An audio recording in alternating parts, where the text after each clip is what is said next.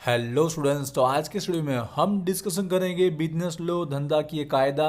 आज हम इस सब्जेक्ट का कंप्लीट डिस्कशन करेंगे। तो इस सब्जेक्ट की प्रिपरेशन स्टार्ट करने से पहले आज का वीडियो प्लीज एंड तक जरूर दिखिएगा, जहाँ पर अब सबसे पहले 70 मार्क के अकॉर्डिंग इस सब्जेक्ट की जो पेपर पैटर्न हो सकती है उसको लेकर हम बात करेंगे। फिर इस सब्जेक्ट की अगर एक दिन के अंदर भी हमको कंप्लीट प्रिपरेशन करनी है तो कौन सी स्ट्रेटजी के अकॉर्डिंग हमको तैयारी करनी चाहिए, जिससे एक दिन के अंदर भी हम कंप्लीट प्रिपरेशन कर पाए, उसको लेकर भी हम बात करेंगे। और इस बार की एग्जाम के लिए 2024 के लिए हर एक यूनिट में से कौन कौन से आईएमपी क्वेश्चन रहेंगे जो सबसे पहले हमको रीड करने चाहिए, अगर हम लास्ट दिन देख रहे हैं तो भी कौन से क्वेश्चन सबसे पहले रीड करने चाहिए, उसको लेकर भी मैं बात करने वाला। इस वीडियो को प्लीज एंड तक जरूर देखिएगा। तो चलिए फटाफट पहले पेपर पैटर्न की बात कर लेते हैं। हमारे exam again 70 mark and 2.5 hour timing के साथ होने वाली, जहां पर पेपर में टोटल 5 क्वेश्चन देखने को मिलेंगे। जो हर एक क्वेश्चन जो रहेगा उसके इक्वल मार्किंग बताया गया 14 मार्क के अकॉर्डिंग टोटल 5 क्वेश्चन रहेंगे, तो हमारे पेपर के 70 मार्क हो जाएंगे कंप्लीट। ऊपर के जो 4 क्वेश्चन रहेंगे वो एक एक यूनिट में से पूछा जाने वाला है, और जो क्वेश्चन 5 रहेगा वो 1 से लेकर 4 का मिक्सअप रहेगा, जिसमें क्या पूछा जाएगा वो भी हम डिस्कशन करेंगे। और ऊपर के 4 क्वेश्चन के जो 14 मार्क है वो किस तरह से पूछेगा ये बिजनेस लॉ धंधा के कायदा में, क्योंकि हमारा ये थियरिकल सब्जेक्ट है जहाँ पर हमें हर एक यूनिट में 25 से लेकर 30 क्वेश्चन कम से कम दिए गए। तो यहाँ पर कौन से मार्किंग के अकॉर्डिंग पूछा जा सकता है उसको पहले समझ लेते हैं। वैसे तो इंस्टीट्यूट ने 3 ऑप्शन बताया था, आप जानते भी होंगे। 14 के ऑप्शन में 14 पूछा जाए, 14 के ऑप्शन में 7 या तो भी ऊपर भी 2 7 और नीचे भी 2 7। जैसे मैंने कहा हर एक यूनिट में 25 से 30 क्वेश्चन है, तो 14 के ऑप्शन में 14 होना ना के बराबर है, क्योंकि इसके थ्रू वो कंप्लीट अपना कंटेंट कवर नहीं कर पाएगा। तो मोस्ट ऑफ जो सूटेबल है और टाइम को देखते हुए, क्योंकि 2.5 आवर का टाइमिंग है, तो जो स्टूडेंट्स कम टाइम में पूरा करना चाहते हैं तो 14 का वो अटेम्प्ट करके पूरा कर सकते हैं। तो ये ज़्यादा सूटेबल 98% इसी के होने के चांसेस है। बाई चांस किसी यूनिट में चेंज करके, कहीं पे क्वेश्चन में चेंज करके 7 करके पूछा भी जा सकता है, बट मोस्ट ऑफ जो सूटेबल और जिसके अकॉर्डिंग पूछा भी गया है पिछले इतने सालों में वो है हमारा 14 के ऑप्शन में 7। तो इसी के अकॉर्डिंग हम तैयारी करेंगे और आईएमपी में इसी के अकॉर्डिंग बताऊंगा, जिससे एक दिन के अंदर भी हम यहाँ पर इस वाइज पूछा जाए तो हम कवर कर पाएंगे। इसलिए वीडियो को एंड तक जरूर देखिएगा। पहले हम मार्किंग के साथ साथ कितने स्टूडेंट्स पूछते हैं कि हमें 14 मार्क या 7 मार्क में कितने पेजेस लिखना चाहिए, तो उसको लेकर मैं बात करना चाहूँगा। वैसे पेजेस का इंपॉर्टेंट नहीं होता, ये बिजनेस लो ज़्यादा पेज भरने से कोई मतलब नहीं है। जो कंटेंट पूछा गया है वो आप अच्छे से लिख लेते हैं तो आपको इनफ मार्क मिल जाते हैं। 14 का है तो आप पेजेस अगर अच्छे से समझे कवर करते हो पॉइंट वाइज, तो आपके 4 से लेकर 5 पेज में वो कवर हो जाता है। वहीं पे 7 मार्क की अगर बात की जाए तो 3 से 4 पेज हाईएस्ट है, इतने में आपका वो जो भी पूछा गया वो कवर हो जाना चाहिए टाइमिंग को देखते हुए भी। ठीक है, तो ये रहेगा ऊपर के 4 क्वेश्चन का मार्किंग। अब हम लोग पहले क्वेश्चन 5 को समझ लेते हैं, उसके बाद चारों क्वेश्चन को हम स्ट्रेटजी आईएमपी में समझाने वाला। तो क्वेश्चन 5 में क्या हो सकता है, जैसे आप सबको पता है हमारे यूनिवर्सिटी की ओर से 3-4 ऑप्शन बताए, जैसे कि एमसीक्यू पूछा जाए, ट्रू फॉल्स पूछा जाए, या तो जो वन लाइनर जो क्वेश्चन होते हैं वो पूछा जाए। अब इस सब्जेक्ट के अंदर पिछले इतने सालों को देखते हुए एमसीक्यू तो कभी पूछा नहीं गया, तो मोस्ट ऑफ इसी के ना होने के चांसेस है। अब इन दोनों में से क्या हो सकता है, तो कोविड के जो पहले 2-3 बार एग्जाम हुए 17-18 में, और वन लाइनर पूछे गए थे, बट पिछले 3-4 पेपर को अगर देखा जाए पिछले 3-4 साल से, तो ट्रू फॉल्स ही पूछा गया है। तो इसी के होने के चांसेस 98%। तो हम इसी की तैयारी करेंगे, वो बुक से मैं आपको समझाऊंगा कि इसकी तैयारी कैसे करनी है। पहले मार्किंग समझ लेते हैं। तो आप सबको पता है कि एक रहेगा 2 मार्क का, एक बार हेडलाइन जरूर रीड कीजिएगा। 2 मार्क का रहेगा तो आपको ओनली 7 जितने ही अटैम्प्ट करने रहेंगे। 7 भले अटैम्प्ट करने, लेकिन दिए गए एक्स्ट्रा कम से कम 10 होते, लेकिन 12 जितने दिए गए होंगे। अब जब 12 में से 7 ही लिखने हैं, तो मैं हर एक वीडियो में आपको बोल ही रहा हूँ, नंबर आगे पीछे चलेगा, स्टार्टिंग के साथ वो लिखिए जो आपको आते, जिससे क्या रहेगा स्टार्टिंग के साथ चेक करने से आपको 14 आउट ऑफ 14 आ जाए, उसके बाद आप एक्स्ट्रा जरूर लिख सकते हो। ठीक है, ये 14 इसलिए इंपॉर्टेंट है कि जो पास होना चाहते हैं उसके अगर 14 आउट ऑफ 14 यहाँ पर आ जाते हैं तो पासिंग होते हैं 25, तो पास के करीब पहुँच जाता है। और फिर ऊपर के जब वो क्वेश्चन अटेम्प्ट करते हैं तो पास भी होते हैं और अच्छे मार्क भी एक दिन में आ जाते हैं। और रेगुलर वाले स्टूडेंट्स के लिए ये 14 मार्क हाईएस्ट मार्क लाने के लिए इंपॉर्टेंट होते हैं। अब इसकी तैयारी समझिएगा। पहले तो बोलना चाहिए ट्रू फॉल्स है, हमारी बुक में ट्रू फॉल्स दिए नहीं गए, तो ज़्यादा अच्छे से प्रैक्टिस करने के लिए पहले तो पिछले साल के पेपर करने चाहिए। कम से कम 3 पेपर तो आप कीजिएगा, टाइम ज़्यादा तो 4 पेपर के आप ट्रू फॉल्स वहाँ पर जरूर तैयार कीजिएगा, जिससे क्या रहेगा रिपीट होने के चांसेस होती है। 3 से 4 तो होते हैं, मैक्सिमम 5 जितने भी रिपीट देखने को मिल सकते हैं, तो यहाँ पर आपका काम अच्छे से हो सकता है। रेगुलर वाले जरूर प्रैक्टिस कीजिएगा। और बोलना चाहूँगा इसके लिए आपको VG Study Point एप्लीकेशन आपको डाउनलोड कर लेनी है। वहाँ पे क्या रहेगा, फ्री में आपको जितने अदर सब्जेक्ट की जो एमसीक्यू है वो आपको टेस्ट देने को मिलेगी। ट्रू फॉल्स है तो एग्जाम तक ऐड हो जाएंगे, तो इसकी भी प्रैक्टिस हो पाएगी, इसलिए वहाँ पर जरूर डाउनलोड कीजिएगा वीजी स्टडी पॉइंट। और साथ में बोलना चाहूँगा, आपका ये फाइनल ईयर है, इसके रिजल्ट के बेस पर ही आपका डिग्री सर्टिफिकेट बनता है। अगर लास्ट दिन देख रहे हो तो भी 1 मंथ के लिए भी कोर्स में आप जरूर ज्वाइन हो जाइएगा, जिससे अदर प्रैक्टिकल सब्जेक्ट में भी आपको हेल्प रहेगी और आपके मार्क जरूर इंक्रीज होने वाले।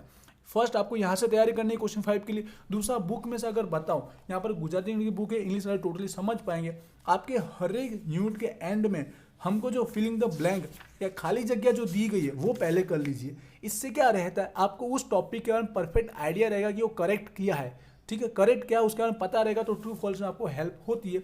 साथ साथ में एमसीक्यू भी दिए गए, तो ये भी रेडी कर सकते हो, जिससे इससे भी आपको हेल्प मिलेगी जरूर, ठीक है। रेगुलर वाले ट्राई कर सकते हैं, लास्ट दिन वाले है तो आप ओनली ये फिलिंग द ब्लैंक तैयार कर लीजिए, जिससे आपको ट्रू फॉल्स में हेल्प रहेगी। और साथ में प्रीवियस ईयर के करिएगा, जिससे आपकी इसकी तैयारी कम से कम टाइम में हो जाएगी। आई होप ये आपको क्लियर हुआ होगा। और ऊपर के चारों क्वेश्चन के आईएमपी और स्ट्रेटेजी समझते हैं। तो ये बिजनेस लो, धंधा की कायदा, तो आप बुक में देख रहे होंगे हर एक यूनिट के अंदर आपको 3 से 4 टॉपिक दिए गए और एक एक टॉपिक में 7 से 8, 10 जितने क्वेश्चन है।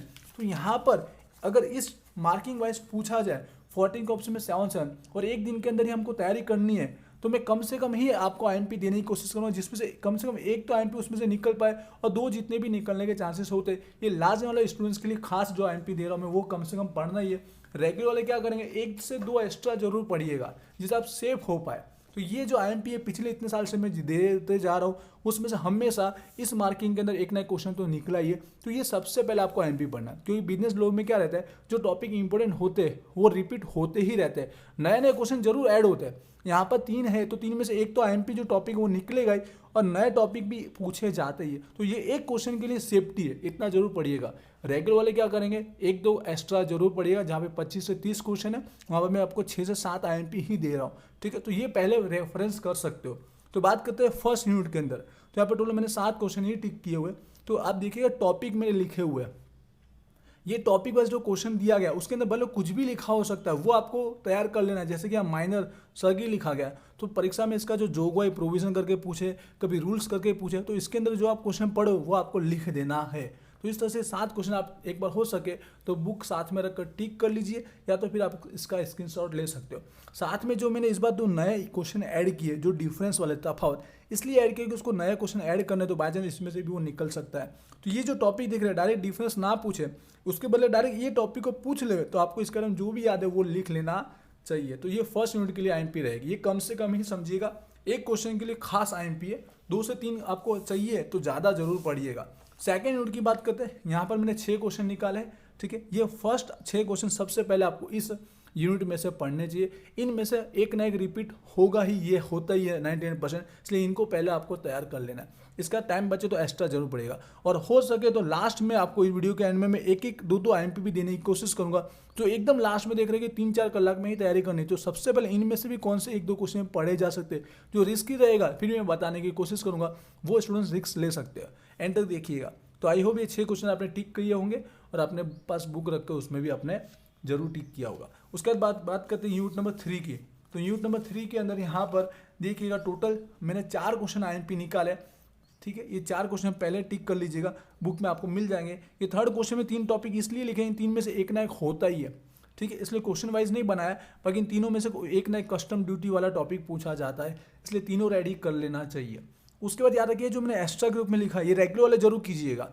डेफिनेशन जो व्याख्या दी गई बोथ लिखा, मतलब बुक से समझाना चाहूँगा, इस यूनिट की व्याख्या है, ठीक है। जो व्याख्या का टॉपिक है डेफिनेशन, जो 7 मार्क में जो रहेगा, कभी 1 या 2 पूछी जाती है, जो आप देख रहे होंगे यहाँ पर, ठीक है। ये जो हमको फर्स्ट के अंदर जो व्याख्या दी गई, इस कायदा रूल्स के अंतर्गत जो भी आपको 6 से 7 टॉपिक दिए गए, उसमें 1-2 नहीं दे रहा हूँ, पूरी पढ़ लीजिएगा, थोड़ा बहुत पढ़ लीजिएगा, जिससे आपको हेल्प रहेगा। साथ साथ में इसमें जो ज़कात वाला टॉपिक है, इसके अंदर की जो व्याख्या दी है दोनों पढ़ लीजिएगा, ठीक है। दोनों की व्याख्या आपको पढ़ना है, क्योंकि नया अगर ऐड करना तो व्याख्या को ऐड कर सकता है। 2 से 3 साथ में लिखने को बोला जाता है 7 मार्क के अंदर। तो रेगुलर वाले जरूर पढ़िएगा, जिससे आप सेफ ज़्यादा हो पाएंगे। तो ये रहेगा यूनिट नंबर 3 के अंदर। अब बात करते हैं लास्ट यूनिट नंबर 4 के लिए। तो यूनिट नंबर 4 देखिएगा, यहाँ पर 5 क्वेश्चन निकाले हैं, ठीक है।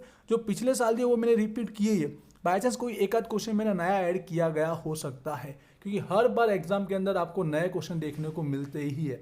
पर ये पुराने पहले पड़ेगा, इसमें से एक ना एक निकलने के चांसेस होते ही है। अभी भी आपको क्लियर हुआ होगा। इस क्वेश्चन के बाद थोड़ी और मैं आपको समझौती देना चाहूँगा कि जो अनपेड वाला टॉपिक है इसमें से हर बार पूछा गया, इसलिए ये क्वेश्चन आपको पढ़ना कैसे है, स्टूडेंट्स को कई बार यहाँ पर कन्फ्यूजन होती है, इसलिए मैं बताना चाहूँगा कि आपको पढ़ना क्या होता है। ठीक है, क्योंकि मुझे बहुत सारे कमेंट आते हैं सर ये क्वेश्चन है कहाँ और इसका पढ़ना क्या है। तो यहाँ कुमार प्रकाशन है, अब अगर अदर बुक होगी आपके पास तो भी आप इजीली समझ पाएंगे। ये टॉपिक में आपको याद रखिएगा, जो आपको कई बार इसका डायरेक्ट इस तरह से पूछे तो भी आपको लिख देना है, कई बार ये करके पूछे तो भी वही आंसर लिखना है, कई बार तीन में से कोई भी एक भी पूछ सकता है। लियन का भी पूछ सकता है, जिसको हम पुनः विचारण बोलते हैं, रीसेल, इसका भी पूछ सकता है। कैसे पूछे, जो आपने यहाँ पर याद किए ना वही आपको लिखने रहते हैं। आई होप ये क्वेश्चन आपको समझ में आ रहा होगा। कई बार रीसेल पूछे तो आपको इतना ही लिखना है, कई बार ओनली आपको लियन का पूछे तो आपको यही टॉपिक लिखना है। ठीक है, कई बार डायरेक्ट यहाँ पर ऐसा मानना सामने हको ये लिखे तो तीनों को समझा देना है। ठीक है, क्लियर हुआ होगा। तो ये क्वेश्चन जो मैंने दिया इस तरह से आपको पढ़ना रहेगा। कई बार क्वेश्चन के बारे में हमको क्लियरिटी होती नहीं है, तो ये कम से कम एमपीए लाजमी वाला हो सके तो इतने पढ़ने की कोशिश कीजिएगा, वरना अगर इसमें भी एक दो अगर एमपी देना चाहूँ जो बहुत रिस्की रहेगा, क्यों तीन में से वो एक निकले बहुत ही कम टाइम है, तो पहले इस पर फोकस कीजिएगा, वरना जो दिए उतने कम से कम जरूर पढ़िएगा। रेगुलर वालों को सारे पढ़ना है, तो यहाँ पर देखते कौन कौन से क्वेश्चन सबसे पहले पढ़े जा सकते हैं। तो इन 7 में से जो मोस्ट ऑफ 5 में से 3 बार रिपीट हुए या 7 में से 5 बार वो देने की कोशिश करो। फर्स्ट और सेकंड आपको पहले प्रायोरिटी दे देना है। लाजिम वाला अगर है ये दो पहले पढ़ेगा, रिक्स रहेगा आपके ऊपर है, पर ही पढ़ सकते हो आप। उसका सेकंड यूनिट की अगर बात करें तो इसके अंदर जो आपको पढ़ना है, फर्स्ट वाला टॉपिक आपको ये पढ़ लेना है, और सेकंड वैसे देना चाहो तो यहाँ पर आप पढ़िएगा पॉइंट नंबर 3। ये दो क्वेश्चन आप पहले प्रायोरिटी दे सकते हो, एकदम कम टाइम है तो। उसका यूनिट नंबर 3 की अगर बात करें, इसी तरह एक दो क्वेश्चन ही दे रहा हूँ जिसमें से बाई चांस एक निकल जाए तो अच्छा है। ये 3rd नंबर का टॉपिक, 3 में से कोई एक पूछा ही गया, अगर 5 पेपर देखो तो 5 में से कोई एक ना एक तो आपको मिला। ये साथ में फर्स्ट टॉपिक सेफ हो जाएगा।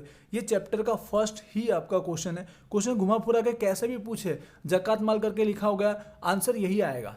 ठीक है, ये दो टॉपिक। और लास्ट यूनिट नंबर 4 के अंदर अगर बात करें, अगर एक दो क्वेश्चन सबसे पहले पढ़ने हैं तो ये जो डिफरेंस है, जो हर बार पूछा ही गया 5 में से 4 बार, ये पहले पढ़ना है। और पॉइंट नंबर 3 जो मैंने आपको समझाया कि इसको रीड कैसे करना है। तो इस तरह से लार्ज इन वालों के लिए खास बात की, कम से कम टाइम है तो ये दो क्वेश्चन पहले पढ़ सकते हो। बहुत रिस्की रहेगा, लेकिन अगर कम टाइम है तो पहले यहाँ से स्टार्ट कर सकते हो। तो आई होप ये आपको एमपीपी समझ में आया होगा। और स्ट्रेटेजी वाइज कौन सा ईजी है, तो मुझे लगता है यूनिट नंबर 3 ईजी है।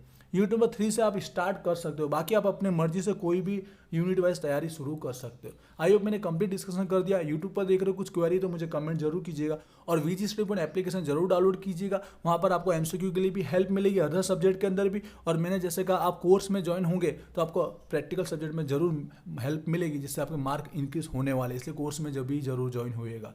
मिलते हैं नेक्स्ट वीडियो में। Wish you all the best. Thank you.